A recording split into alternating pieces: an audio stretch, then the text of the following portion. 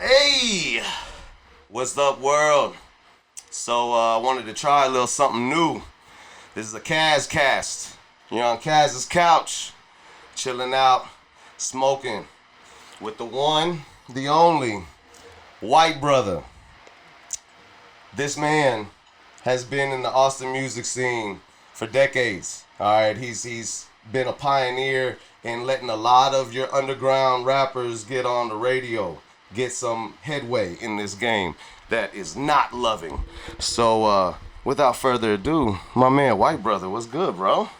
Nothing much. I'm here. You invited me to come, so I'm here. To talk about whatever you want to talk about. And hey, the shoe's on the other foot. Usually, I'm the one interviewing everybody, but but now you get to interview me. And anybody that wants to know anything more about the White Brutha, well, then here I am. Hey, that's what I'm talking about. And yes, sir, yeah, you gave me one of my first radio interviews a few years back, man, and that shit really meant a lot to me, because growing up, all artists just want to get on the radio, want their music heard. So Right. it's an awesome experience that you open your doors and your platform for others. You know Yeah, what I'm saying? Mr. Grind all night. Yeah.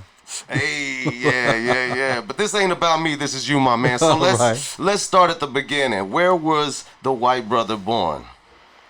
Well, Born and raised. Born and raised. I've always been born and raised in the Austin area, pretty much. And Taylor's where I grew up. Okay. Yeah, I was born in San Antonio actually, but I was adopted into a family in Taylor, so that's Oh, why shit. a lot of people See, don't, a lot right of people, there. I didn't know that. a lot of people don't realize that. So yeah, Taylor is where I grew up, being a Taylor Duck. Okay.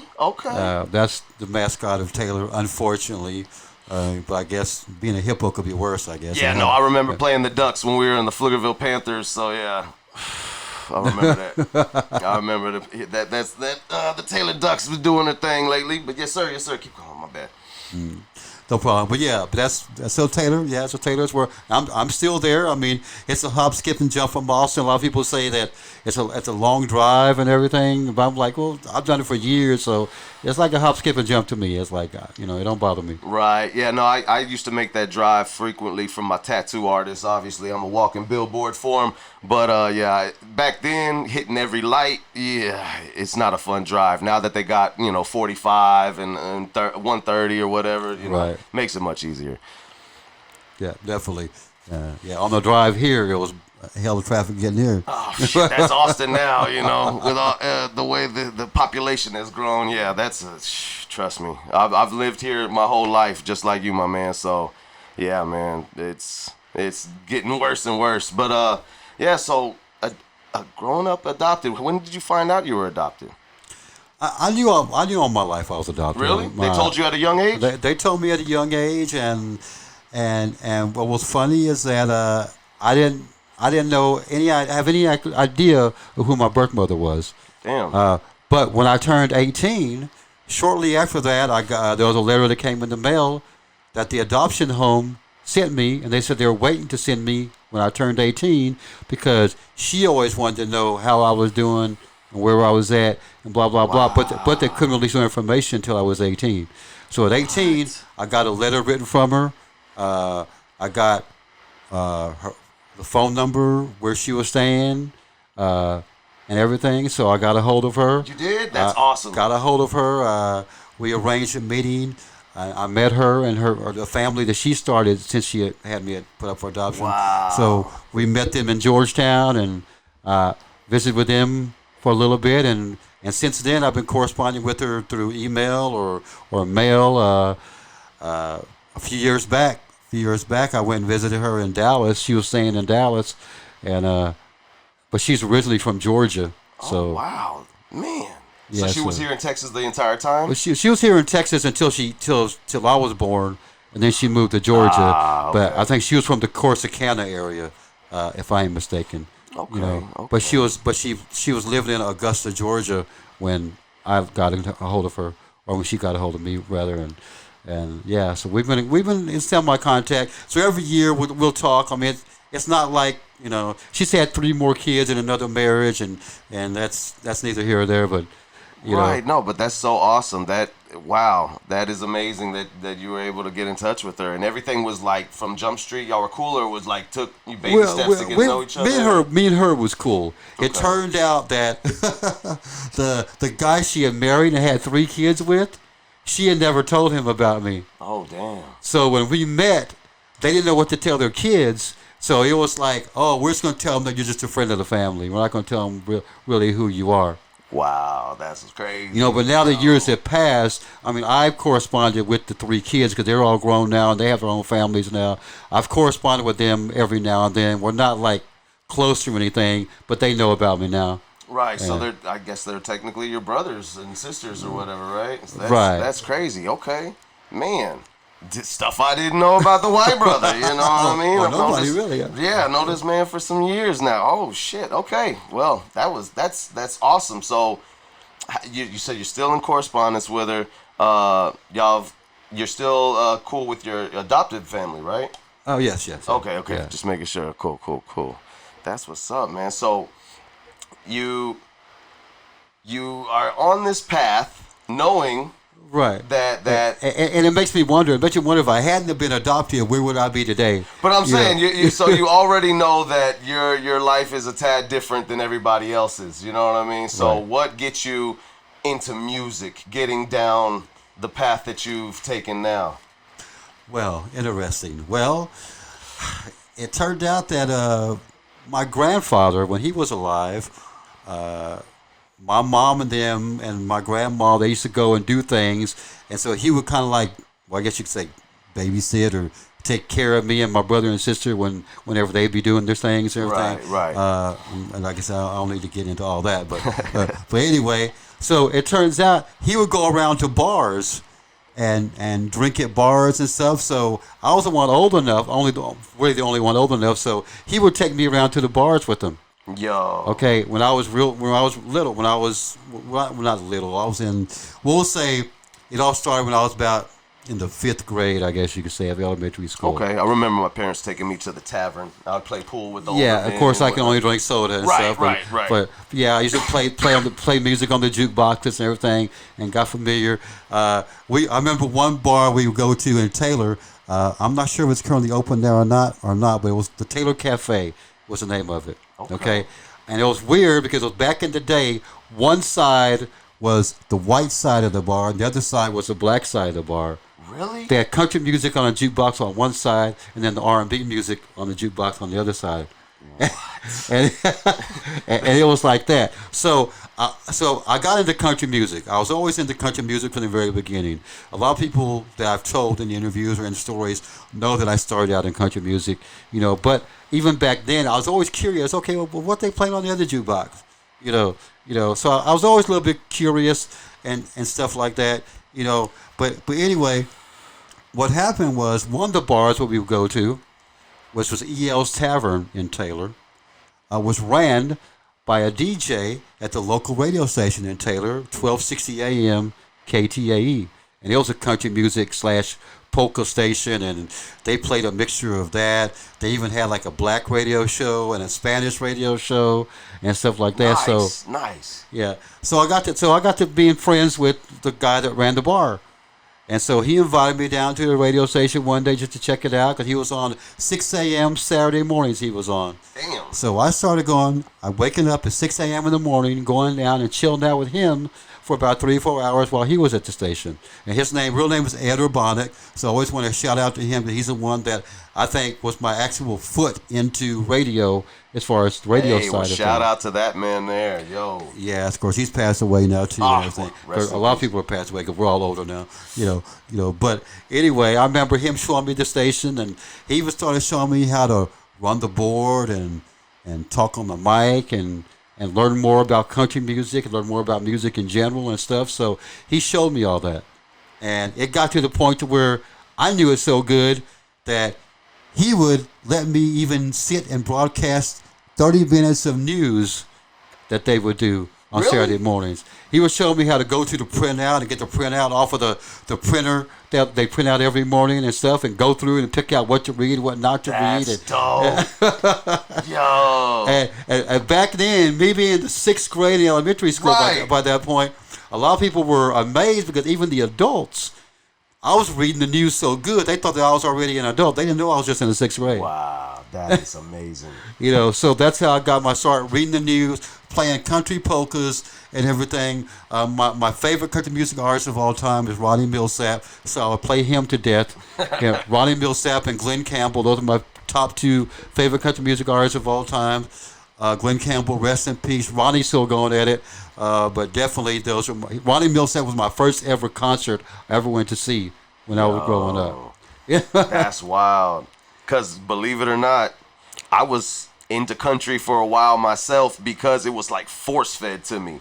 Like for the longest, my parents hated that I loved Ain't Nothing But a G Thing, Baby, and Dre Day, and I mean, they hated all that shit, and so they were like, no, listen to this, and I would still just sneak away to the friend's house and listen to rap, but there would, some country was good back then, I don't like the new stuff nowadays, I can't stand it, but, no shots at anybody, but yeah, it's not my cup of tea, but I'll always give shouts to Garth Brooks, like he's a phenomenal performer and artist. Like, in fact, his artistry and his performance styles what made me want to be running all over the stage and doing the crazy stuff, you know what I mean? And I always tell everybody, and I'm serious when I say this, George Strait ruined country music. Oh, shit. Speak on it. What? Well, because I feel like, I was a big 70s country and early 80s country. When George Strait came about, it was in the mid to late 80s, and his first album was his best album. And after that, it's kind of like he kind of sold out, and like he was trying to be crossover, kind of like how Garth Brooks was when he started, but Garth Brooks kept it real. Instead of trying to be straight country, he was more like country pop. Right, exactly. George Strait was trying to be straight country, and so it got all the big country heads into him. But to me, it was fake. Yeah, okay. I can see that. His album, when he first came out, and people know about country music when I say that, he came out with a song called Unwound. If You're Thinking You Want a Stranger, There's One Coming Home. Them songs right there was his first couple of songs. Even the Amarillo by Morning was on his first couple of albums. Amarillo by Morning. Now, those songs I consider to be good country songs. Right. But after that, it's like... My mama would beat me if I argued with that. But just because he was George Strait, everything he came out with went platinum gold just because of his name. Right. And even if I guess anybody could be that way. You could be a fan of an artist, and just because they suck, you'll still be a fan of theirs. No, I've seen trash after phenomenal records be trash records, and they still sell just because they got the name. Right. So yeah, I've seen that. Anywho, this isn't a George Strait bashing thing. So you're into country music in the radio station. What transitions to the hip hop? Well, that went on for 3-4 years of me going there on Saturday mornings and stuff. And then after that, me coming in to be a teenager and stuff like that, I kind of drifted away from that. And this is where I kind of drifted into listening to Casey Kasem's American Top 40. Ooh, okay. And that's when I got into the pop side of things, the rock and roll side of things. Of course, listening to Top 40. Of course, I heard R&B songs and everything. And so that was my first taste of listening to R&B. Oh shit! Listening to the Top 40 on Casey Kasem's charts and everything. Oh shit! Okay. So basically, when I got to high school, I got to be a junior in high school, and I got to try to be in the work program. And so they tried to get me on the work program at the radio station that was still on at the time. And so, trying to follow the rules and everything, they wanted me to go and do a little bit more training because I hadn't been there in years and everything, and they switched locations and stuff. And so I went there my junior year, and I went to train on a country music show in the afternoons by Jody J. He was a popular artist overseas in Ireland and stuff. He had his own band, the Jody J Band. No. And so Jody Dubeck was his full name. But anyway, so I started to train on his show. Okay, well, I did that for maybe about a month. Okay, during that month, he passed away from a brain aneurysm. Oh, man. And because I was only training, there's no way I could take over his show because I was still in training. That was kind of logical, but they gave the show to his son. I'm not saying I didn't get along with this song, with his son, but I kind of got pissed off at that. And so I'm like, fuck this. In my head, I'm like, fuck this. I'm not going down there no more. Fuck the radio station. Okay. Damn. Okay. But before that, right before that happened, Jody's show was from 2 to 4 in the afternoons. At 4 o'clock, the black DJ would come on. Rodney Johnson would come on the Rodney J show. He'll come on at 4 o'clock in the afternoons and go until 6. Nice. Then at 6 o'clock, he'll switch to Tejano in Spanish. So anyway, so I got to thinking to myself, that, you know what? Fuck this. I said, I'm hearing these R&B songs on KTK's Top 40, so I'm going to go shout at Rodney and talk to Rodney a little bit. So I went and talked to Rodney, and he was like, yeah, he said, come on, you can be on my show, Okay. So through Rodney was my first taste of getting to know R&B, going through R&B albums, and around this time, this is when rap started coming on. I mean, a few years before, I remember I heard Curtis Blow, Basketball, and stuff like that because through the Top 40 and everything. So I heard a few of them songs, but I didn't know rap was really rap until I got on the Rodney J show. That's when Run DMC first came out with King of Rock and stuff like that, from what I remember. And I remember, okay, I said, well, I'm going to go chill out with Rodney for a little bit. So I got to hanging out on Rodney J show, and I started going by Dr. Todd. That was Dr. Todd. That was my DJ name on the Rodney J show. Okay. So it got to the point, just like Ed trained me on the country show, Rodney trained me on his show, and so it got to where Rodney would even come in on certain days. He would tell me, "Oh, just go in and do my show for me."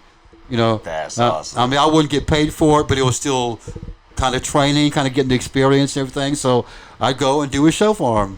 Yeah. And so that's how I got a little bit of a name in Taylor under the name Dr. Todd. Dr. Todd.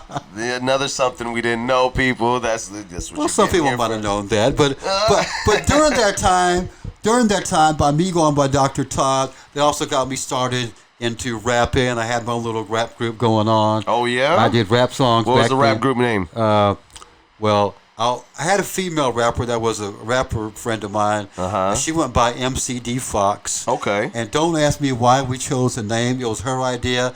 I'm not saying I didn't like the name, but it was her idea. But we called ourselves Organized Crime. Oh. Yeah, that could be dangerous. It could be. Yeah. Well, it wasn't no violent type rapping or anything. Right. But that was right before NWA came out and everything. So during that time period, before they shocked the world. You just want a hard name, you want to come out with a hardcore name. Yeah. So anyway, we kind of stuck with that name and everything. So I performed, in fact, under the name Organized Crime, not with her, but with another guy. After she left, and I continued music with somebody else. We opened up for High Five and D Nice in Austin. What? Yeah. Yo, that's legendary. Got to chill out with D Nice and everything, but High Five was the main group. Yeah, D Nice in the dressing room eating Kentucky Fried Chicken and everything. so it was cool. It was cool hanging out with him. That was a highlight. That was a highlight of the rap part. Well, one of the highlights. I bet. I remember back in the day, before I started at the platform I was at, which we'll talk about in just a little bit. Yes, sir. I even performed with Organized Crime at KAZI Summerfest that they had way back in the day. Oh, snap. Really? What year is this? I performed in front of Two Live Crew, which was there. They were sitting out under a tree, and because of our performance, not many people know this, because of our performance, they offered us a contract. Really? But the contract turned out to be a bogus contract. We had a lawyer look it over, and it wasn't up to par, so we turned it down. Ah, okay. Well, at least you were smart on that tip. Gotta check them contracts. But I always was a big fan of Two Live Crew. Nothing against them. Nothing against their management or anything. So that happened, and we turned that down. We was like, oh well, move on. Right. So a little bit after that, right before. Of course, everybody knows I was on KZI, but even before, we'll get to that. Right now, yeah, I know that. Before I was on KZI, another time, I got to be on there being interviewed when I was with another group, the Central Texas Posse. Okay. Under the Central Texas Posse, we performed at Farm Aid with Willie Nelson for 2 years in a row. What? And one of the songs, I had Willie Rappin on with me. What? And other artists of the group. The video can still be found on YouTube today, us performing at Farm Aid. So, Yo. and that was way back in 1993 and 1994. That's also legendary. Shit.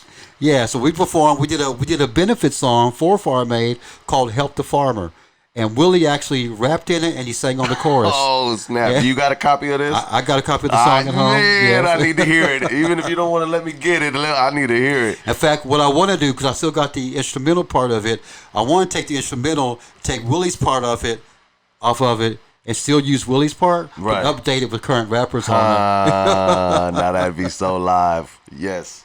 So our video is still on YouTube, and hopefully one day I'll be able to do the remix. I don't know, but it's still on YouTube. Go to YouTube, search for Central Texas Posse, and it'll come up. Hey, shout out my people's Raw with the Doll. They be sampling some stuff and making it happen. We can make it happen. Right, definitely. So yeah, and I was still going by Dr. Todd back then, rapping everything. Dr. Todd. I don't know why that tickles me, but I like it. So I guess how I got involved with KZI, I was after that I was involved with another group called Unknown Soul.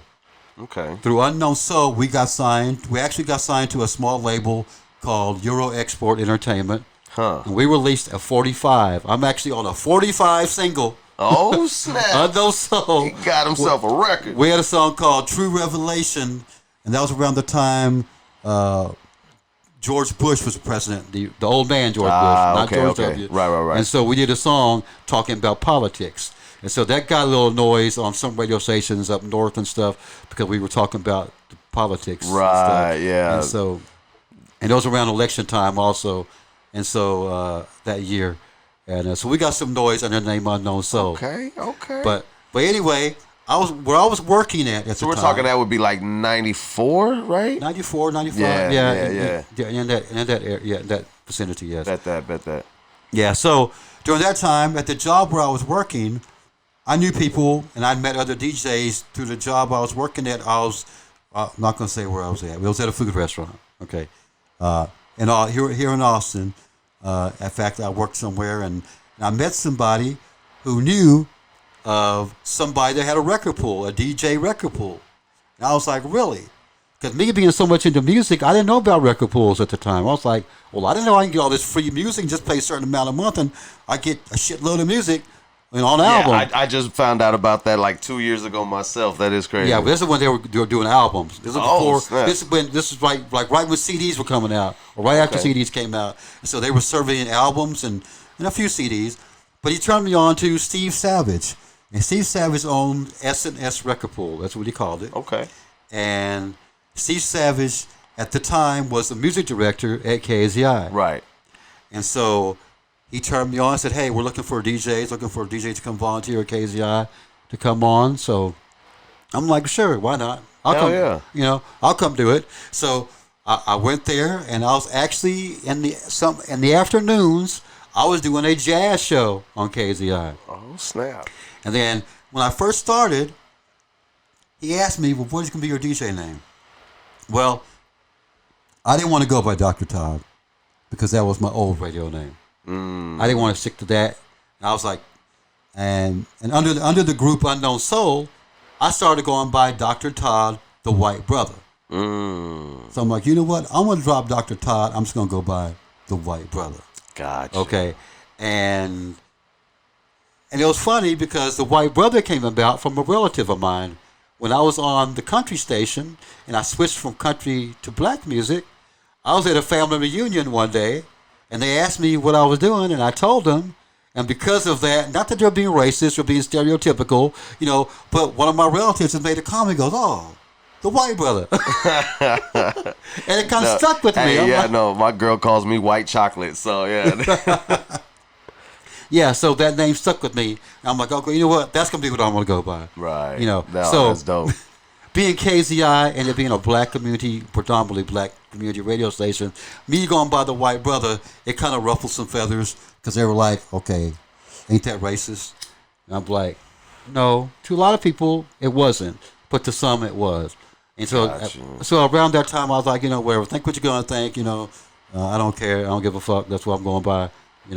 Whatever. So, and that's what I did. Started out as a jazz show. Then I went to an overnight R&B hip hop show, and then around '96. That was in '94, by the way. So in '96, I actually had the idea. I said, you know what? Because I had a couple artists come through that were local artists.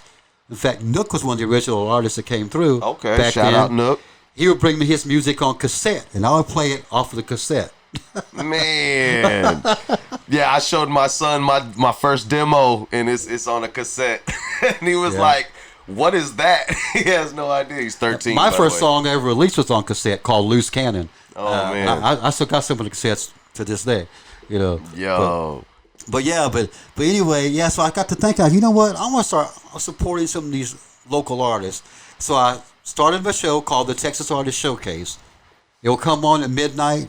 And I think when it first started, it was like a Thursday nights at midnight, some shit like that. It was a weekday. Right. Because the weekends were already taken. And shout out to the Texas Artist Showcase. So anyway, for years, I went by the Texas Artist Showcase, and I think that's how me and you met originally. Yeah. I think Yep. I was Texas Artist Showcase. Yes, sir.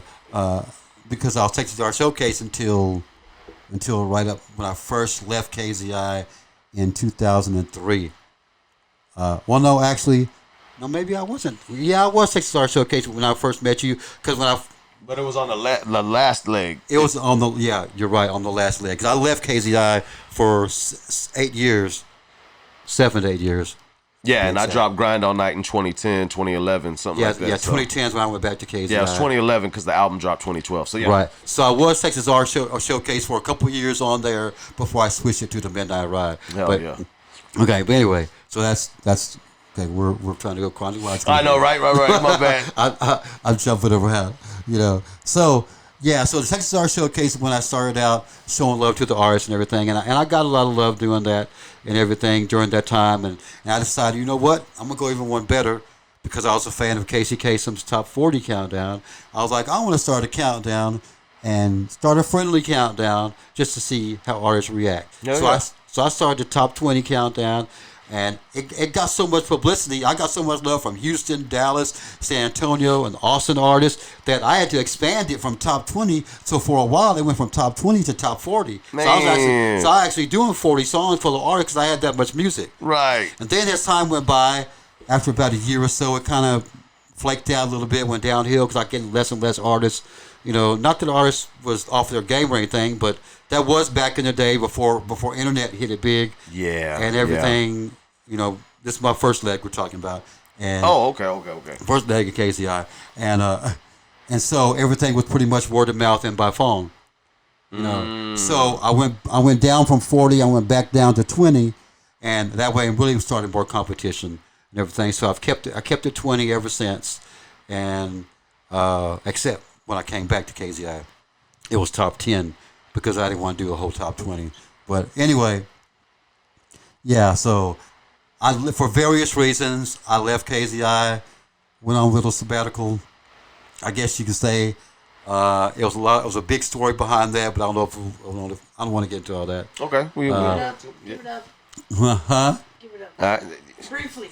Management says give it up. Well, I put it this way, and if I'm talking bad about somebody, then I just am. I'm gonna try not to say no specific names. If you need to, DM Kaz's Couch. It's coming soon. DM Kaz's Couch. Okay. I got accused of taking money from artists and showing favoritism. Really? Yes. This is my first, before 2003.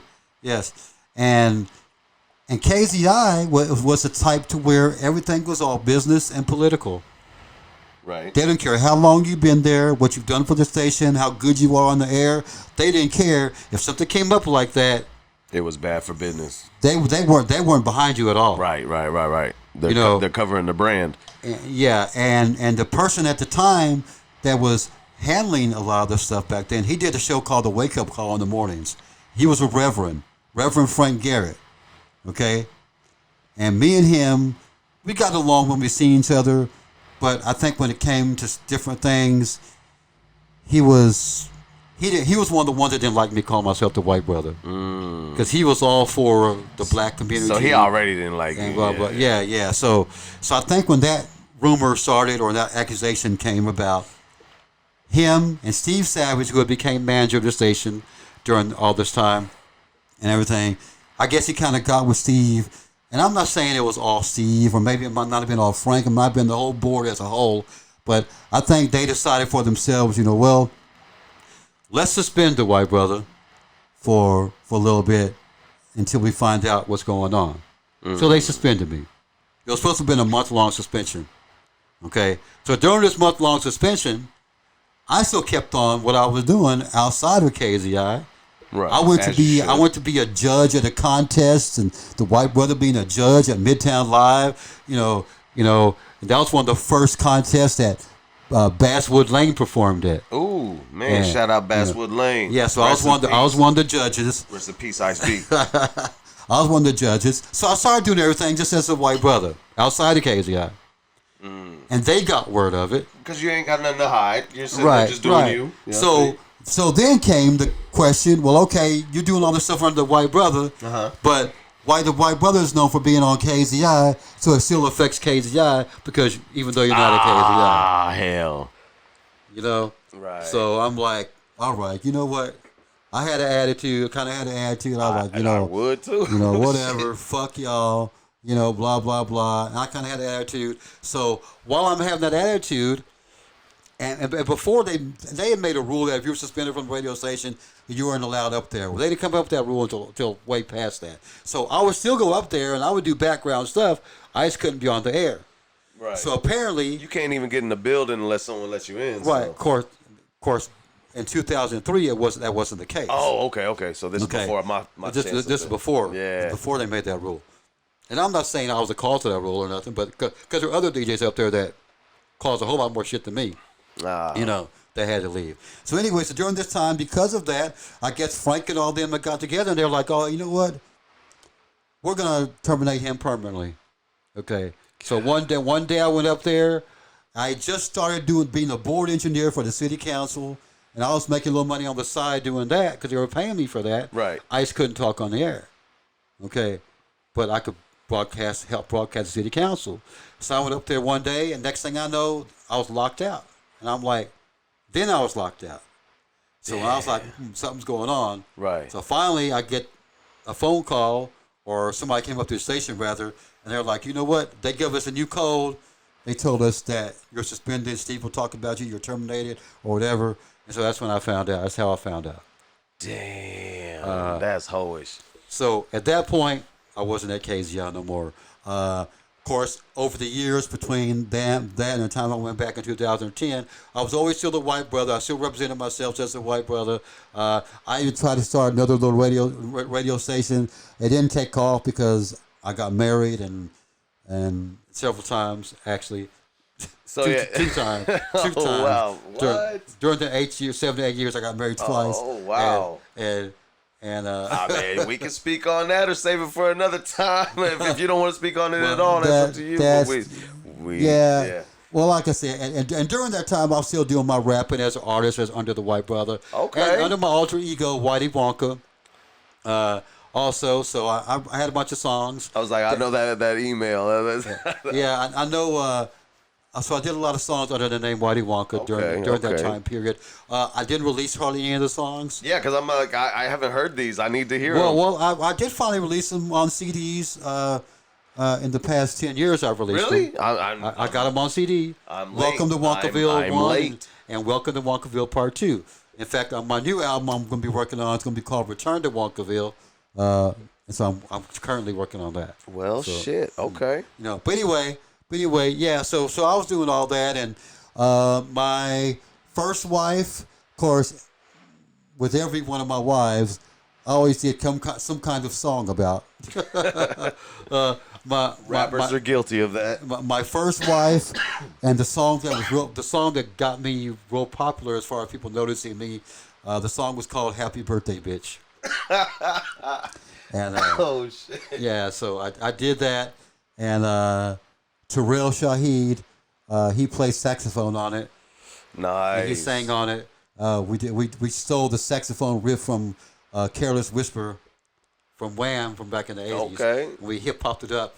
So he played saxophone on that. Yeah, and that's Happy Birthday Bitch. So That's dope. So I never could play that on the radio. So. Right, no, but I'm gonna have to hear that shit. I want to hear that shit. I'll send it to you. Please and thank you. Yeah, send that to you along with my orgy in the church. Oh shit. Oh shit. That one was in honor of the Reverend, I assume. Prop Baptist period. Yeah. So yes. Anyway, so Why Do You Want to Come to Alter Ego, White Brother. Yes, I did those songs, and a lot of them songs came out. A lot of people have heard them songs.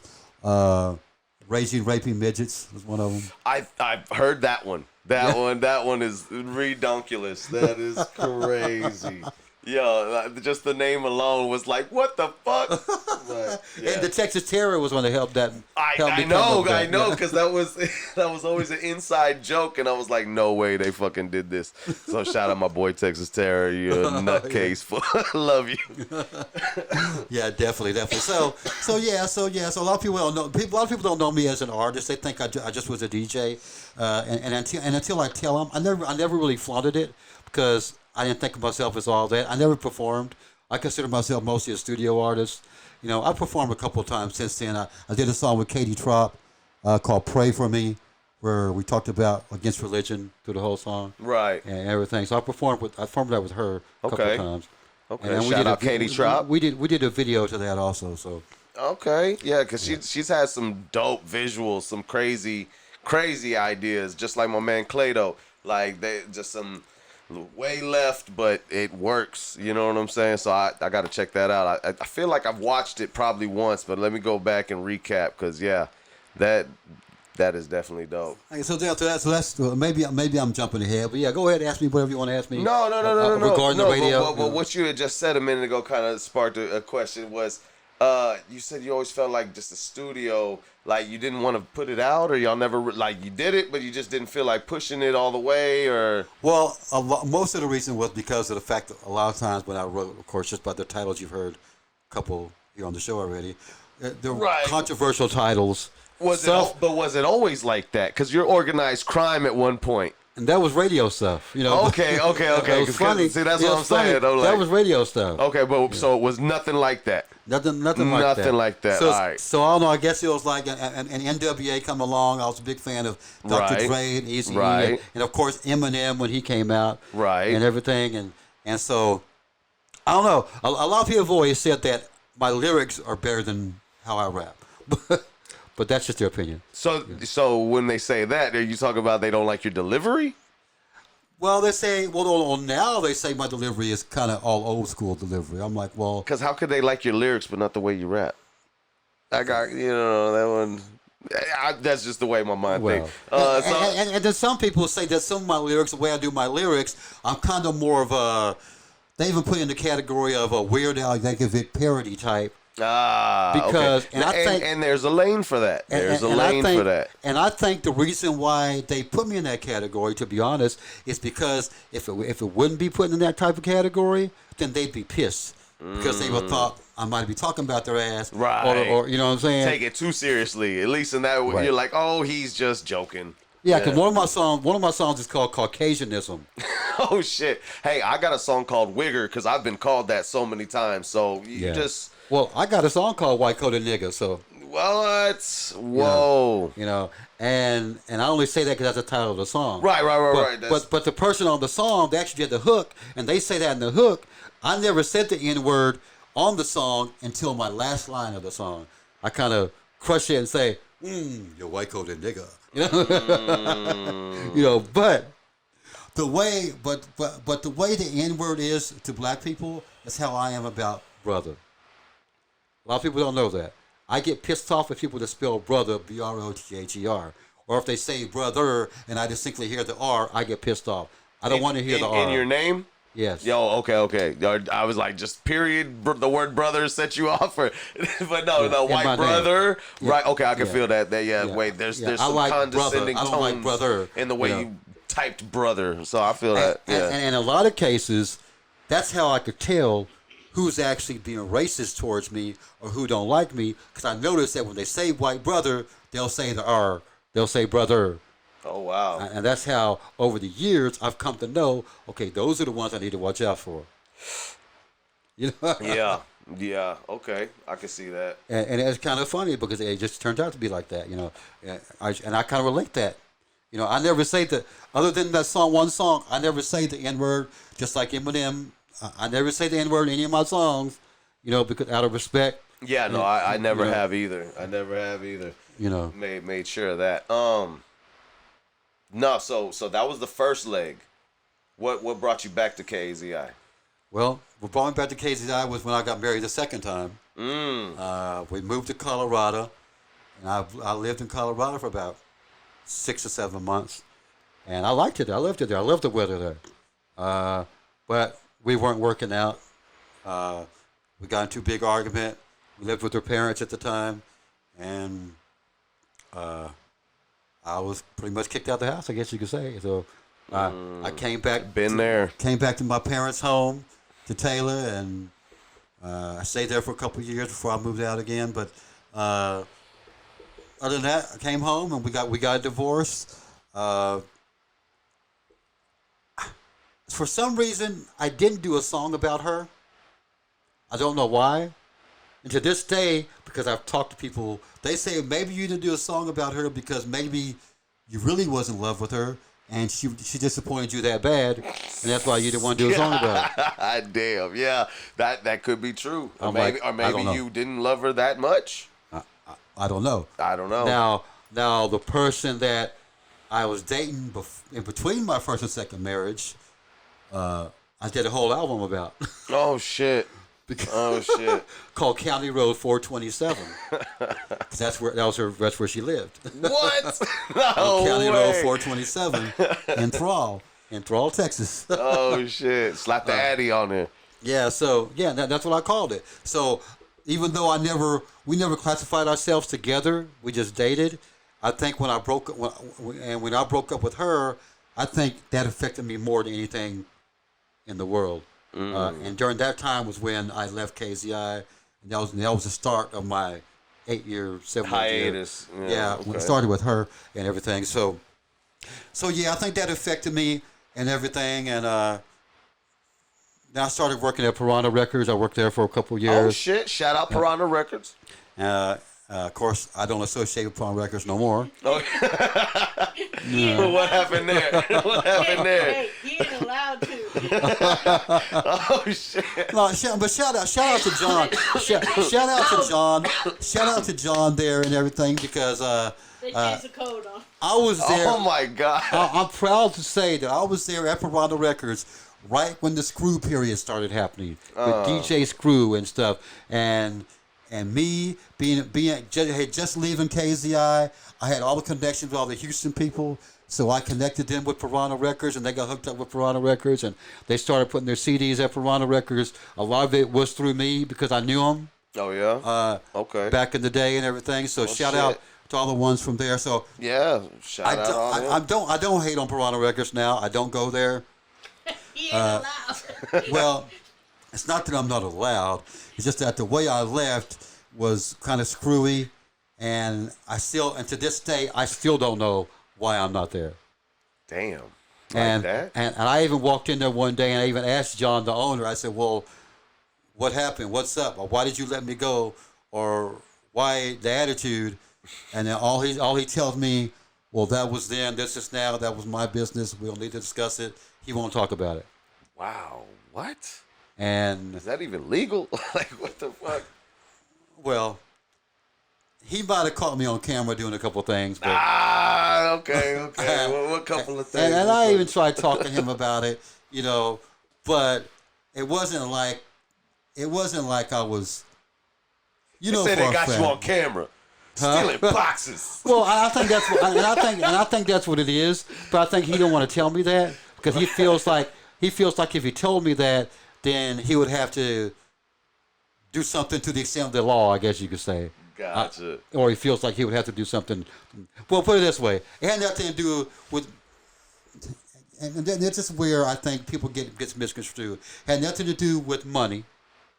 It had to do with the merchandise more so. Because Okay. you know, when you're a DJ into music, working at a store, you're going to take certain things, you know. I But never had the luxury of working at a music store. well, I and he always knows, wanted to. I always see, wanted to. and he knows that I would take stuff, and he knows that I would pay him back. He knows that I'll either work it off at the store, and he knows that. That's why for him to see me on camera taking stuff, I think either somebody that might have worked there also might have took it to the extreme, and filled his head with a bunch of shit. Right. And so I think that's when he probably got to thinking, okay, maybe the White Brothers take a little bit too much, you know. Well, but he never told me Dipping that. into the profits. He has never verbally told me that. And to this day, if he was to tell me that, I would actually go back and pay him back for some of the stuff that I took, you know, and be honest with him. But since he ain't never told me that, you know, so I don't know. It's up to you if you want to leave this in the Yeah. No, shit. This is great. This is great. And This it's is cool. And I entertaining. don't care. I guess. And to this day, a lot. And if this gets out there like this, to this day, hey, artists out there, go to Piranha Records. Tell John you know about the White Brother. Tell John that you even know about what happened. Maybe he'll expand on it with you. But right now, he's not expanding on it with me. Hey, that's as clear as he can be about it, right? You know, so that's why I don't have anything to do with Piranha Records. I would love to. I would love to support them on Insanely Gifted Radio, which I'm doing right now, and we'll get into that. But I've even went there and I've asked him. He don't want to talk. He turns me away. He don't tell me to actually get out of his store, but he'll look at me like, get out of my store. Gotcha. And I get the hint. That's funny. But All right, so- I'm not telling nobody not to go there. He does support a lot of local artists. He puts on their CDs on consignment and sells your CDs, buys your No, CDs. he did it for me. And So, everything. Yeah, absolutely. So that is a cool place to go to because Absolutely. it's like he's the music mania that don't exist no more. Man, rest in peace, Music Mania. I missed that place. Yeah. Oh my God. Because that was the place. Absolutely. So that was during your 8-year hiatus. You're at Right, Piranha. right. All right. So what happened after Piranha? So I came back from Colorado. Yeah, and if I'm mixing y'all up out there, yeah, I intend to mix y'all up. But anyway, so I came back from Colorado, and I got back on, talked to Steve, and he at KZI, and he was like, you know what? It's been long enough. We'll be glad to have you back. Oh, okay. Okay. So in my head, I'm like, all right, I'm gonna go back. But Right. of course, you always got to go by certain rules of the game, certain follow procedure, and all that stuff. So so this is where a lot of people don't know, and it's gonna piss some people off. But I'm gonna tell them when I talked to Steve, it was in March of 2010. Okay. In March of 2010, and he said, all right, you can come back.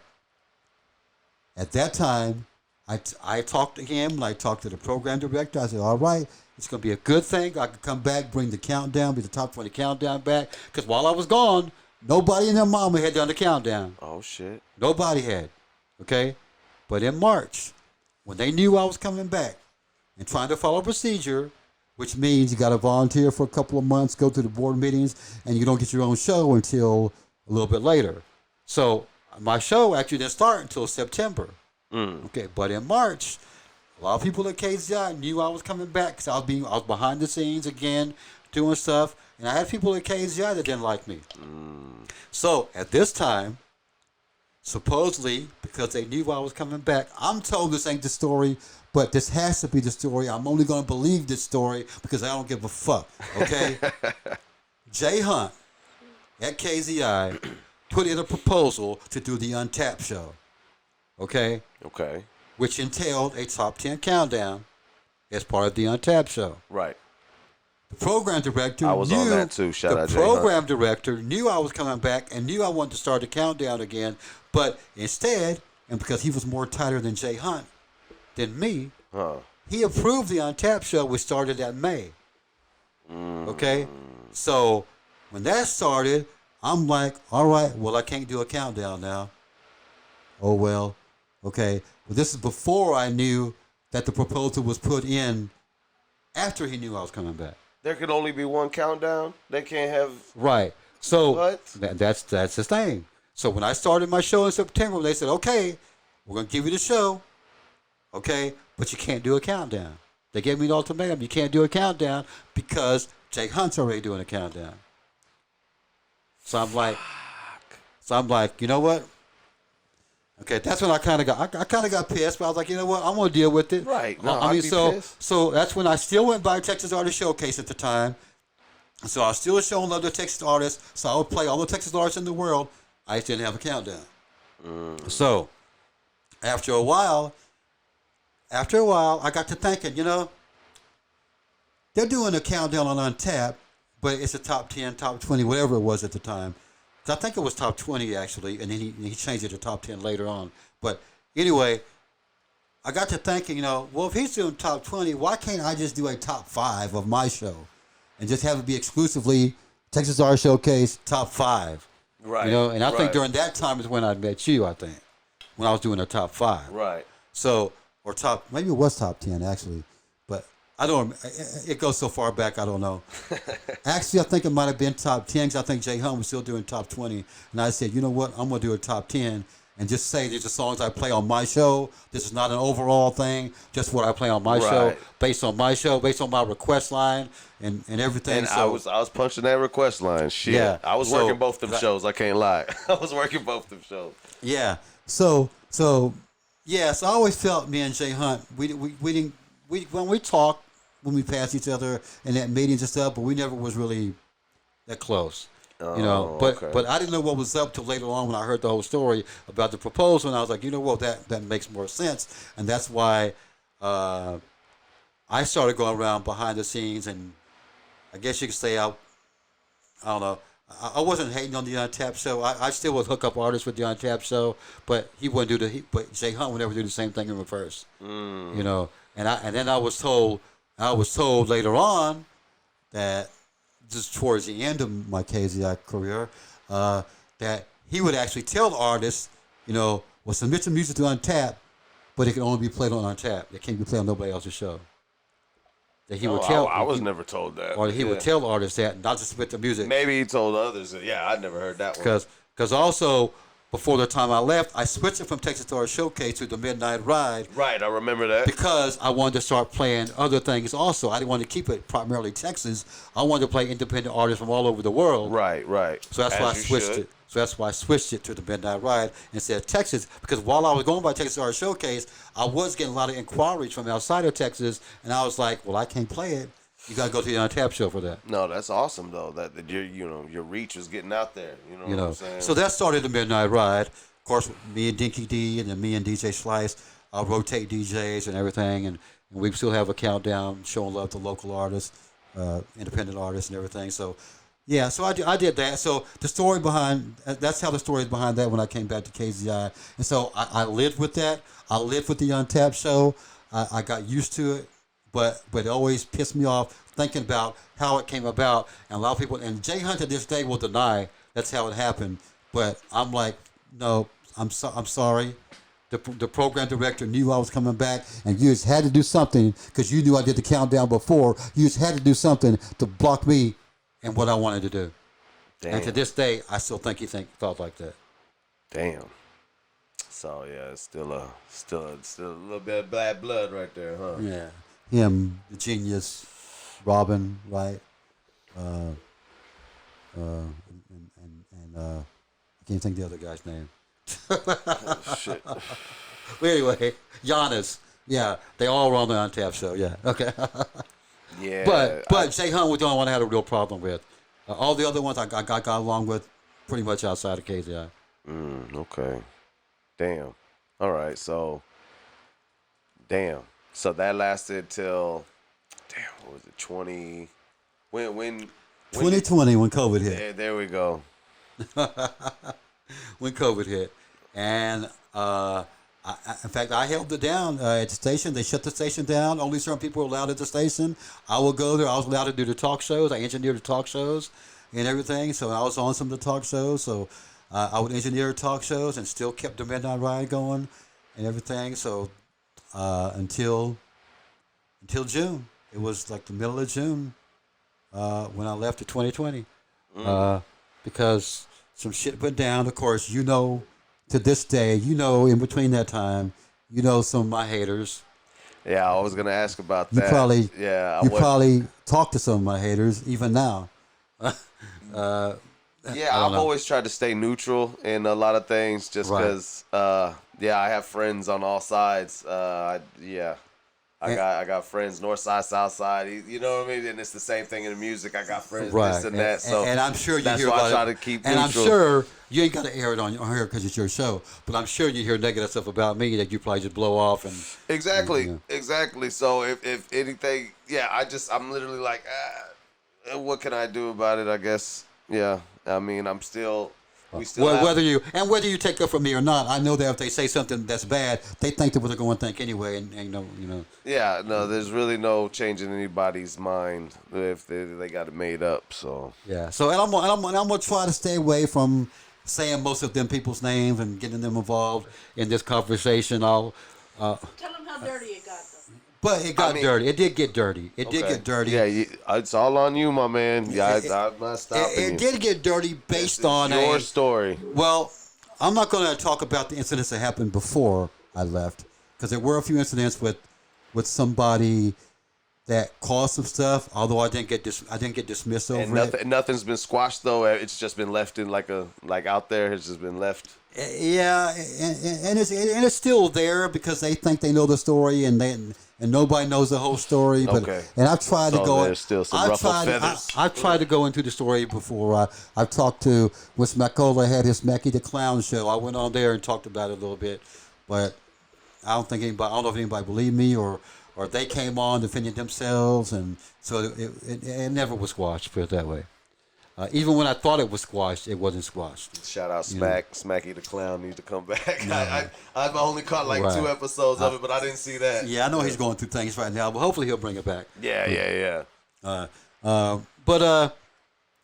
yeah, so that happened, and then a few things happened on different things. Like I said, I'm not going to go into the minute stuff, but I will go into the last thing that happened on why I left KZI. Somebody, well, it was a. How do I want to start it? See, this show's gonna be a 3-hour show now. Hey, I mean, we got the time. No, I'm willing. Hey, I'm willing if you're willing, baby. So anyway, I started helping out and working with an artist that I thought was decent to a certain extent, and to a certain extent he is, I guess you could say. But Jay Klein, I'm gonna say his name straight out, Jay Klein. All right. I started helping him out, trying to help him out with some of his music, trying to help him out, promoting him and everything because I thought he had potential as an artist and blah blah blah. And he's still out there doing some things, but some people say maybe I shouldn't blame him, but I do kind of blame him because he let everybody else get involved that got involved. He had made a comment, and this is going to be perfect timing because it's coming up when you're fixing to air this show. Mother's Day is coming up, okay? Or Father's Day. It must have been Father's Day because it was June. Okay, Father's Day is coming up in June. Well, it was around Father's Day in 2020. He made a post about shout out to all the moms who act like fathers, blah, blah, blah, or trying to show love to the moms, but it was Father's Day. And I was against that. Okay. I was like, okay, that's what Mother's Day is for. Right. Mother's Day is for mothers, Father's Day is for fathers. And however it happened, whatever happened to your family, for whatever reason, that's what it is. Nobody should take credit for anybody else's shit. I'm sorry. If you're a mom and you're a single mom, then good. Credit yourself as a single mom doing things. Don't say that you need to get father's credit also because you were there, because you were the only one there. And I feel like, and some people say that's kind of controversial. Yeah, I've seen posts that look like that too, and I just I'm like, I could. Yeah. So anyway, so Jay Klein. I can see both sides, so I stay neutral. So he made a post like that, and because I'm cool with him, I just kind of commented back, with a smart comment, and I told him pretty much that. I'm like, okay, but your mom is not a guy. I mean, Father's Day is for fathers, mothers, something to that extent. So Right. some other females took it wrong, and and they started commenting on his post, and I started arguing with them It was on his trending by post. then. I started arguing with them on his post. Okay, and upon arguing with them on his post, it comes to find out that one of them that was arguing with me, and I can't, and even though this person denies it, the person I had problems with years before that was hating on me, supposedly this was her friend. Okay? Because when I start arguing with her, all of a sudden I'm arguing with her, and then my current wife, Cindy, her name comes up. And her name would only came up because the other person that was hating on me didn't like Cindy also. So when Cindy's name... I wasn't on the post at all. Yeah, so she wasn't even on the post at all. But she came up. This person, you put a picture of her that the other hater had put up. And I'm like, how the hell... And in my head, I'm like, well, how in the hell you get a hold of this picture? So in my head, I'm putting two and two together. I'm like, okay, so you must know this other person. Right. You know? And so when I put two and two together, because of that, and because I feel like, okay, either they're working together or because she knows it, she's using it against me because I made this comment on Jay Klein's post, I simply put, what a bitch. Okay? Yes, I called her out. I said, what a bitch. Normally, I would never call her a bitch if it wasn't for the fact that we're bringing up past shit that was none of her fucking business. Okay? So, when I say that, other females got mad. And so, when these other females got mad, I mean, I can see why, but I'm just listening. so these other females got mad, they decided to go back to the original female hater. For 3 years, they used my photo, Yeah. my cartoon. And they tell her. And I'm like, okay, so now they're teaming up against me. See, at this point, it's not even Jay Klein teaming up with me. It's just on his post. Right. You know, and they bring him into it, and he even kind of tells them, well, I'm out of it. That's between y'all, blah, blah, blah. Okay? And I'm like, okay, whatever. Okay, so and this is where my stance is. I don't care if... When I the way I said it, I didn't just point blank say, okay, you're a bitch. I was more like in the attitude mode of, you know how when you make a comment, you could take it wrong because of the way you text it or because of the way you word it. Yeah. You know, yeah, instead of me yeah. saying like acting like Tone a bitch. is tone is everything. What the fuck? You know, But you know, but just if you just if it was just you're a bitch, I mean, there's just that. you know, You can't get really past that one. yeah. So and I'll admit that. And I don't know if that's the exact wording or not, but it was something like that. Okay. But to me, if you do something to me that caused me to say that you're a bitch, and that means you must be a bitch. Okay? Because to me, there's no acting like a bitch. If you just act like a bitch, well, then you're not really a bitch. You're just acting. And if I tell you, say, Kazanova, quit acting like a bitch. Okay? You're not going to take that wrong as wrong as if I say, Kazanova, you're a bitch. Oh yeah. You know what I'm saying? Definitely. You know, so I feel like that's how I put it. And if I put it wrong, and I didn't try to renege, but I tried to explain to myself, okay, that's what I meant. I said, because if you know all this and you used it against me like that, okay, that is a bitch move. I'm calling it like I see it, and if the shoe fits, wear it. You know? Okay, well, it doesn't mean I'm calling all women bitches. It just means I'm just calling you the bitch. You know? Right. You know, No, so they want to take it like, okay, well, all women, I know all women ain't bitches, you know, but some men are bitches. So, you know, so anyway, so if you want to put it like that, you know, so I didn't think nothing of it. I'm like, okay, whatever. The two people I was arguing with, they blocked me to where they couldn't argue with me no more, but they took a picture of the conversation and they started posting it to everybody and everything. And I feel like, okay, just doing that's a bitch move already. Because why are you making everybody else your business when they had nothing to do with them? You know? So now they're trying to rally a whole bunch of people that's going to start hating on me because of that. And I'm like, okay, all these people started hating on me because of that when they didn't even know me. They didn't even know my past. They didn't know who I was. They just kept on saying, "Oh, that's a sorry motherfucker." I'm like, okay, but you don't know who I am. Why you calling me a sorry motherfucker when you don't even know who I am? I can understand if I met you, done bad business with you, and we've had it out. I can understand. Right. But just calling me a sorry motherfucker and saying that, oh, I'm the hater or blah, blah, blah, when we ain't even associate with each other and you don't know me except through this other person that's starting this gossip and just showing you these posts that you don't know the whole story about. You know? Right. No, that's how the internet is, though. Once they see that, they kind of join in, latch on, and you get people that don't even know you or the situation, and they'll chime in. They add their 2 cents. So to this day, I'm trying to not think of Jay Klein as the main person, even though he was the start of it. Even though I was the start of it, I still feel like, okay, maybe I need to give him some slack, and some people feel like maybe I should give him some slack. To be honest. And I still don't associate with him today, but other people. But he's released some new music, and I have listened to it. I kind of like it. I even made a post talking about, okay, well, I heard this artist's song, and I'm debating whether to start rotating him or not. But I don't know if I could forgive myself or forgive him for even getting the other people involved from his post. So I don't know. So anyway, I thought that had died down. How'd you get fired? I thought that had died down.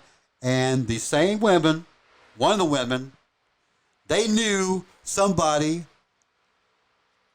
At the news station. And I'm gonna say his name right now. I'm gonna say his name.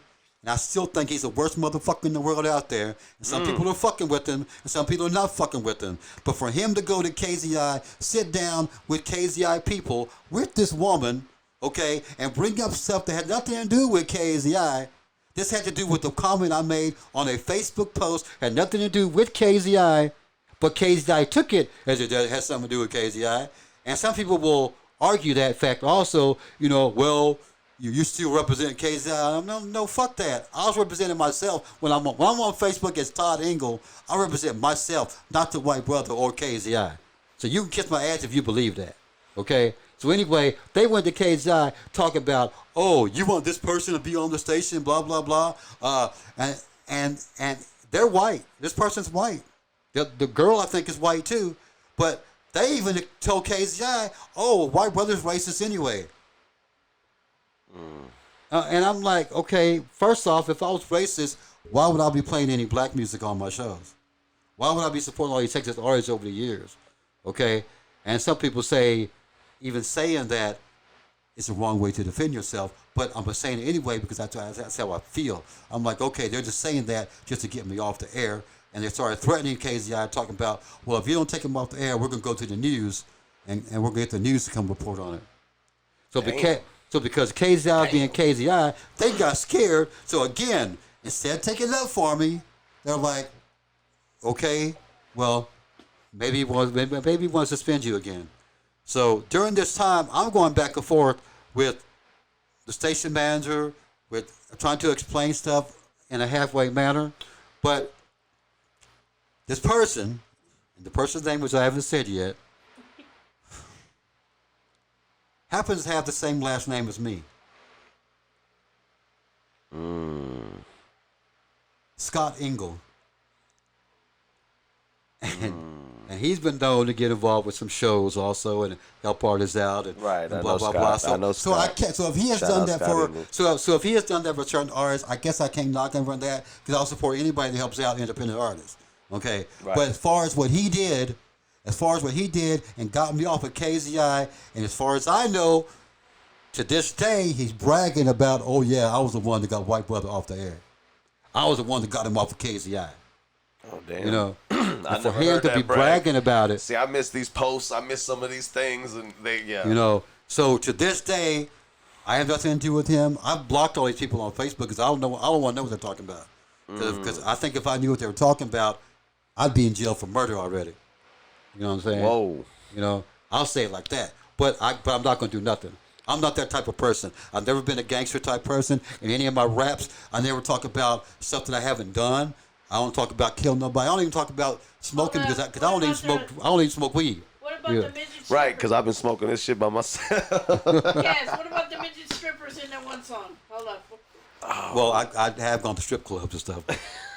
You know, in between marriages and even during marriages. But anyway, Yo. you know. But anyway, so that's how that happened. Of me leaving KZI because they wanted to come in and talk to me, and to this day they swear that I would have only been suspended. But because everything was coming to a boil on the internet and on Facebook, and I started getting a lot of haters, people blocking me, people inboxing me, cussing me out and stuff, and I didn't want to go through that all. So I'm like, you know what? Fuck all this. I'm just gonna leave KZI. So I told KZI I wasn't coming back, no matter what. And so they might have posted. And I think they even posted in a nice way that I wasn't no longer at KZI anymore. Damn. See, I didn't see that posting. That's crazy. They were blowing up the phones over there. Yeah, because people were blowing up the phones. People were asking what was going on because they seen the post. Oh, shit. Everybody talking bad about me and everything. I'm like, well, if they're talking bad about me, it affects KZI because they're still the White Brutha with KZI. Right, absolutely. And so, business move-wise, I probably would have let myself go too. But because I like KZI and because I was thankful for being at KZI for so many years, I felt like out of my respect, I was going to leave KZI and let it die down and let KZI be KZI. Okay? Right. Even though there were some people that were still there that were glad that I was gone. You know, like Jay Hunt. Okay? Anyway, so that's when, a year before, I experimented with a website, and I called it Insanely Gifted Radio. I was experimenting with that several years before I actually put it at full blast. Okay? So when I left KZI, I was kind of in a funk for a couple of weeks, and I got to thinking. No, you were on the air in 4 days. Well, for a day, I guess you could say. 4 days Well, you were on the air. Okay. Anyway, my wife saying I was on the air before. Yeah, because I was that pissed, I guess. So anyway. Management speaking again. So at this time, I stopped Insanely Gifted Radio because KZI came to me.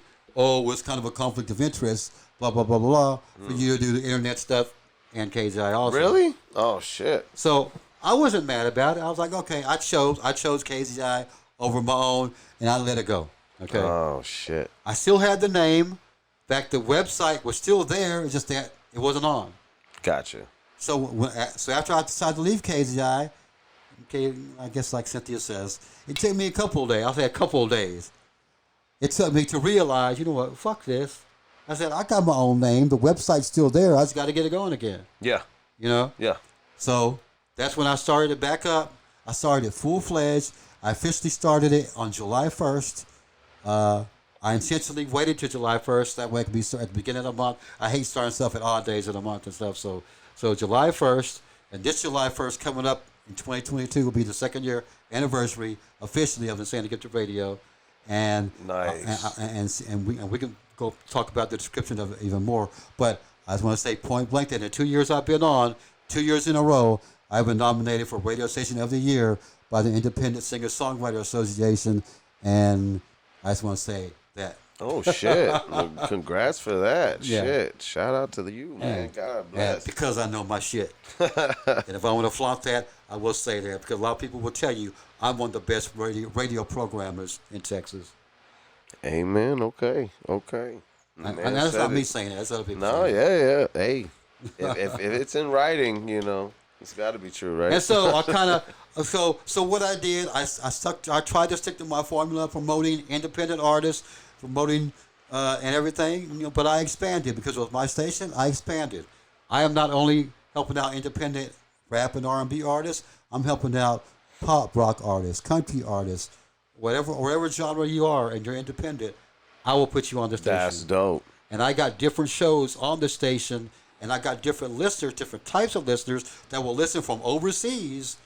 You know, because overseas, when it's midnight here and we're asleep, it's like afternoon over there. And we're talking internet radio, right? Yeah, this internet radio. Yeah, so exactly. You're able to reach way further than KAZI. Yeah, so I got to thinking, you know, well, fuck KAZI. I don't need KAZI. You know, fuck, if anything, KAZI needed me. Man. You know, and goes to show you that it's not because I left, but because it was going to happen anyway.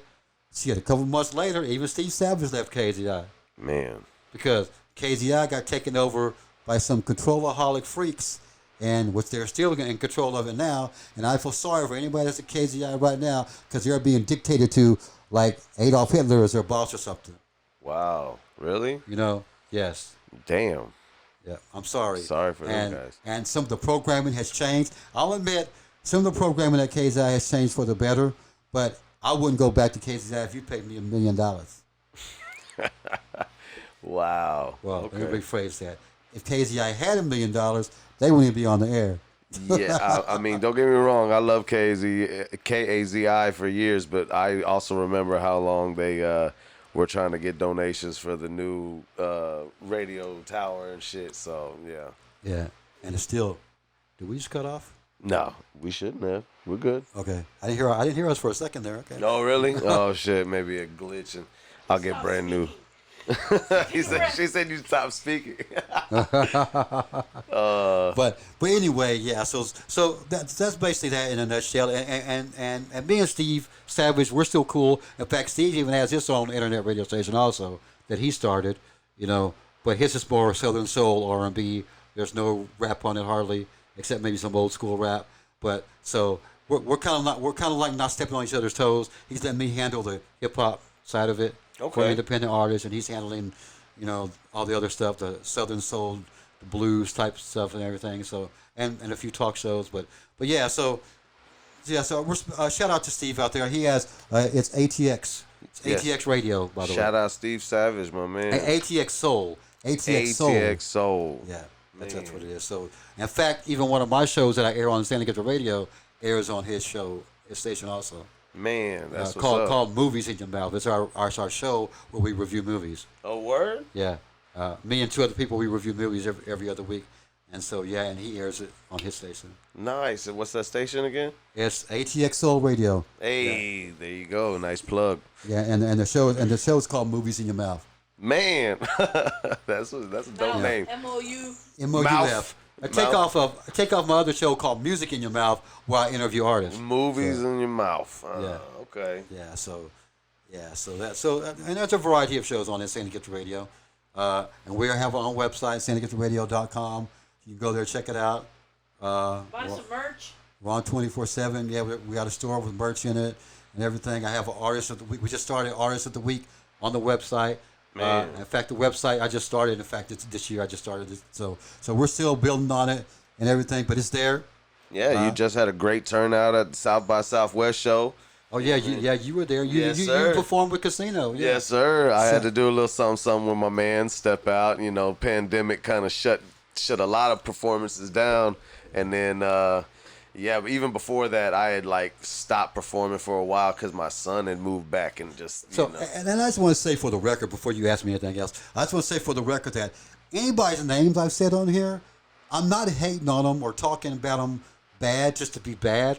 I'm really stating the truth about what happened. Right. And they could deny it all they want. They can deny all they want, but I'm a truthful person. A lot of people think that I lie about stuff too, but hey, I've done sat here with Kaz talking about shit that I've done, haven't done, and I let some cats out of the bag. This is your story, baby. That's what I said. That's what I posted. I'm being truthful, and whether you think it's too personal or not, again, some people say, well, don't air that stuff out. Just keep it to yourself, blah, blah, blah. But only reason why I let people know, and I did say a couple of people's names, is because I feel like, if they did that to me, then they could do that to somebody else. So watch out for them. I'm not saying not to do business with them, but watch out for them. If you get involved with KAZI, watch out for KAZI. If you get involved with Scott Engel, that's fine, but watch out. Because he'll stab you in the back at the first chance. So, but with anybody, as long as you're doing somebody the right way, they're not going to turn their back on you. But as soon as you piss somebody off, then they're going to turn their back on you and bring up old shit and everything, and that's pretty much kind of what happened. But anyway, I'm currently in San Diego Radio. The Midnight Ride was my show, so I moved that to San Diego Radio. My co-host now is El Martel. He's been helping me out since day one. I've known him since before in San Diego Radio. Good dude. So I met him at the show. Yeah, but he's like my right-hand man on San Diego Radio and everything. So he added some shows. He's helped me out with some of the programming and some of the stuff on there. So he's on the Midnight Ride with me. Nice. And everything. So shout out to him, El Martel. So he's been helping me out. Shout out that one Kimberly time. Holiday. She's still on KZI doing gospel, but she does do a gospel show on my station on Sunday mornings. I have gospel. Dope. I have gospel, and what freaks people out, and I'll tell you right now, I have gospel on my station, even though I'm agnostic. Hey, everybody has their own beliefs, so yeah. You know, so it's kind of like that. I show love to everybody, even the gospel people. Hey, there you know? go. There you You know, go. you ain't gonna get me out there and preach, but hey, you can have y'all's day. I respect y'all's day. From 6 in the morning to 3 in the afternoon is gospel. You know, and I have all kinds of gospel, from Christian to the heavy gospel, the church gospel to country gospel. I got it all. Okay. During that time frame. You know. No Christian rap. Oh, there's Christian rap too. There is Christian rap. Yes. Yeah, I'll even play Christian rap during the regular rap. You know, as long as they're not offended about being around all the curse words and everything. Hey, that's what's up. Because I'm uncensored. KZI, I had to censor everything, and it feels relieved. That's For one 30 thing. years you edited songs. Yeah, so it's one thing to go from KZI to Insanity Get Your Radio and not have to censor anything. I mean, it's like I had to train myself for a couple of months, telling the artists, okay, you could be uncensored. Right. Yeah. No, I remember having to send in some of them radio edits. So yeah. now it's like the opposite. To this day, if I get something that's censored, I won't play it until I get the uncensored verse. I'll tell them, no, I'm not playing. Hell yeah. Because it bothers the heck out of me to hear something bleeped out when it shouldn't be. That's what's up, my man. So, what's the next step? What's the next step? What's your plans for the future for Insanely Gifted Radio? Well, I try to expand. 10,000 listeners. I want to expand this We're Insanity. at 8,000. I want to expand Insanity Gifted Radio even more than what the listeners that we have now. Right now, we average about 4,000 listeners a month, which is, some say it's small, but it's decent. As far as the listeners going in and out, you know, because I got so many different shows, Right. I never have that many people at one time listening because they're all listening to their show they want to listen to. So that's why it's kind of spread out. And I'm not using that as an excuse or nothing. I'm just saying, Right. my country people listen with country's on. In fact, Thursdays is my country music day. After 1 o'clock, from 1 o'clock until midnight, is country music. In fact, Insanity Get Your Radio is sponsoring the Taylor Rodeo this year. That's happening in July. And so it's our second year in a row sponsoring Nice. it. Okay. Yeah. So we're one of the sponsors. That's what's up. Yeah. So We'll we're have doing to come out there and support. Hell yeah. Yeah. So definitely, and you're more than welcome to come. Hey, we're going to have 4 VIP. Hey. Yeah, VIP treatment and everything. That's In fact, what's up. I'm told we're sponsoring the rodeo clowns this year. So every time they mention the rodeo clowns, they're gonna mention the Saint to Get Your Radio. Gotcha. Man, that is So dope. I'm gonna make sure That is I'm dope. gonna make sure the rodeo clowns act up. All right. my Like, don't man. run from that bull. Let that bull get you. Anyway. So yeah, so we're trying to do things, trying to expand. Got a lot of promo stuff. Got shirts. Got the Midnight Ride T-shirts. I got Insanity Get the Radio T-shirts. I got hats and everything. So yeah. That's what's up. Okay. Yeah. So we're trying to expand on that and promote Insanity Get the Radio. InsanelyGiftedRadio.com. And .com. And I still do the top 20 countdown. It comes on every Saturday at 5 p.m. There is a request line for that. Yeah, because I see it. There's still the top 20, is it? It's top 20. Yeah, it's yes. still jumping. I've been seeing the posts. You know, I've been seeing the artists. And the one thing the proud of artists don't accomplishments on it. realize is that for the number one song now, I pay all the artists $25 for having number one song. Cash Nice. money. Now, Hey. yeah, it's only $25, Yeah, but hey, it's something. It's something. Shit. And I kid with artists. Well, I don't kid with artists. I'm real when I say this. Hell, if you're number one and you get $25 for it that week, that's more money that you would make off of streams on Spotify. Sir, I remember when you were throwing a hella showcases.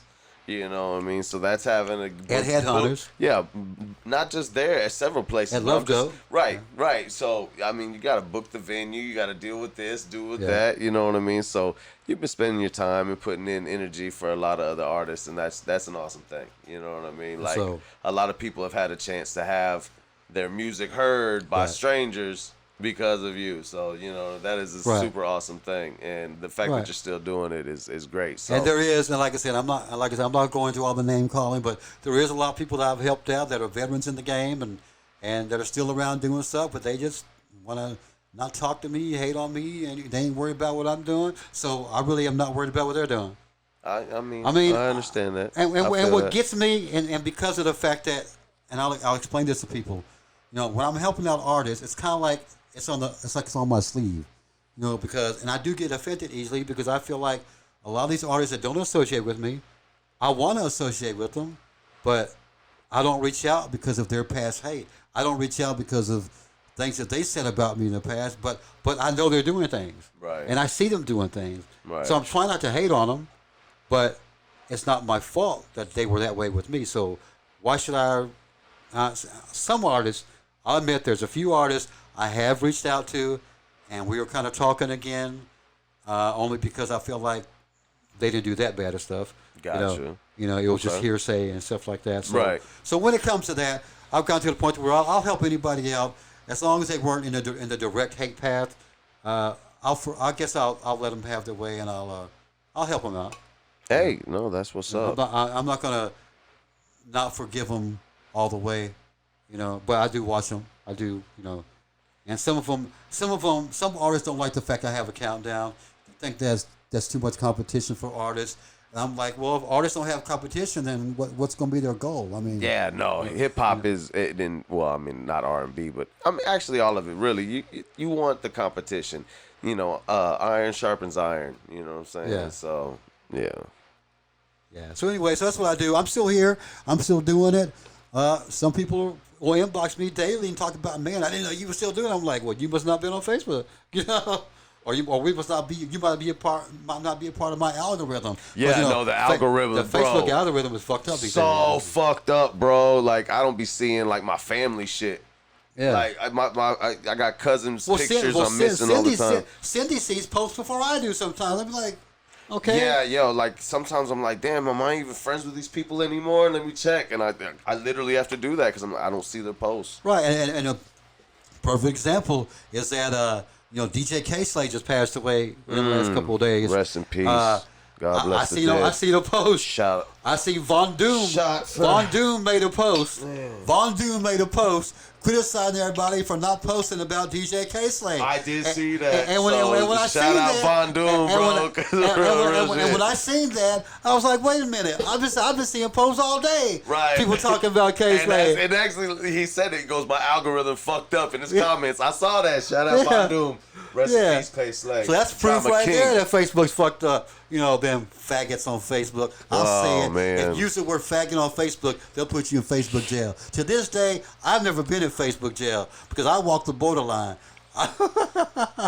Man, it's funny because I've never been in Facebook jail either, and I've posted a lot of shit. I've had people be in Facebook jail over little shit. I've seen it. I'll be like, I'm like, but I get away with this. I get away with that. What the fuck? I'm like, I posted worse shit than that. Yeah. I've even tried to post stuff. I want to be in Facebook jail, and they don't put me there. He said, I want to be in Facebook jail. This fool. We all want you there. This fool.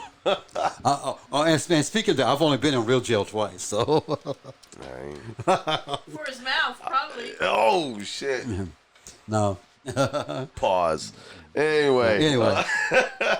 Already, my man. That wasn't one of the questions. How many times so have that's you been arrested? that's been supposedly the White Brutha story. I mean, I'm sure there's more questions. There's more questions you could probably ask, and I could expand on. But I feel like for the ones that don't know anything about me, there you go.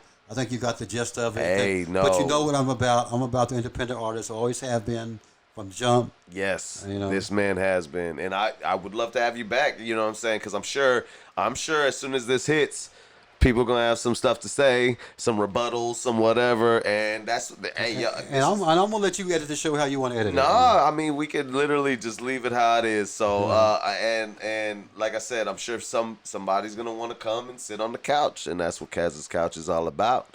So, you come, have a drink with your boy, have a smoke with your boy. And I want to say out there, for even all the ones that are completely hating on me, okay, if you want to squash it, communication is the key. Reach out to me if you really if you really want to squash it. I don't care who you are. I don't care if it's Scott. I don't care if it's I didn't say her name yet, but Larissa. I don't care if it's you. I mean, if you really want to squash everything and move on, and we can all help each other. That's what the whole game is all about. And I feel like that's a one thing wrong with Austin, the Austin music scene. So many people hating on one another. Okay, I'm here to help everybody. I'm here whether I like your music or not. I will help you as long as you're helping yourself. And I've always been that way. And I've always wanted to say that. A lot of people say, oh, well, Austin's getting bigger. I see more unity with the artists. And I'm like, you know what? Stop that bullshit. The unity is still not there. There are still cliques after cliques after cliques that hate on other cliques, that keep people in their same circle. You see post after post. And like I said, again, I'm not going to say who, but in every circle, there's talented people. But why can't these talented people come together? So I encourage everybody out there, no matter who you are, or no matter what you think about me, there's a lot of artists. I wish I'd be playing their music right now, but I can't play because they haven't reached out to me, or I don't know they want me to play them, or I'm respecting them by not playing because I feel like, okay, well, they're in their own lane, so I'm going to respect that lane and stay out of it. But they know I'm there. Right. You know, Hyder, you know I'm there. How come I'm not playing any of your music?